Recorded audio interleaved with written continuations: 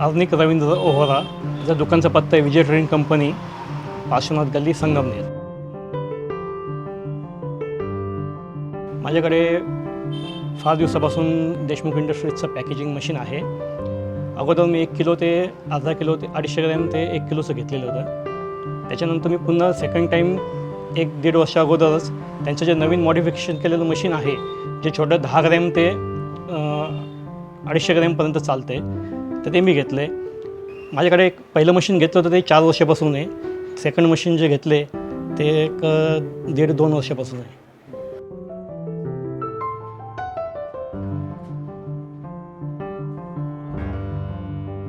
या मशीनमध्ये आपल्या लूज मालामध्ये पावडर पॅकिंग सोडून बाकी ग्रॅन्युल्स सगळे होतात. इवन साबुदाणा, शेंगदाणा, डाळी, रवा, मैदा, रवा आणि भगर, मैदा नाही होत.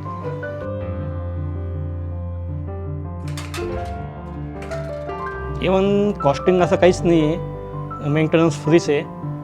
नॉर्मल आपण जसं आपण गाडीला सर्व्हिसिंग वगैरे करतो तेवढं फक्त करावं लागतं, त्याच्या व्यतिरिक्त कोणत्याही गोष्टीची आवश्यकता नाही आहे.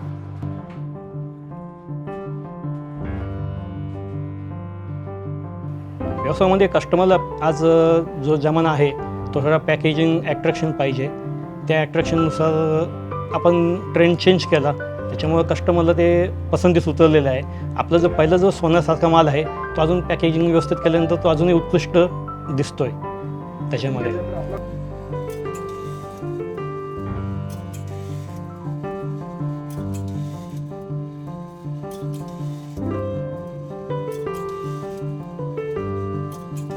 खर्च हा वाचतो, लेबर कॉस्टिंगमध्ये फरक पडतो आणि वैशिष्ट्य म्हणजे लेबरलासुद्धा त्यांचा ताण कमी होतो आणि लेबर पण आनंदामध्ये काम करतो मशीनवरती.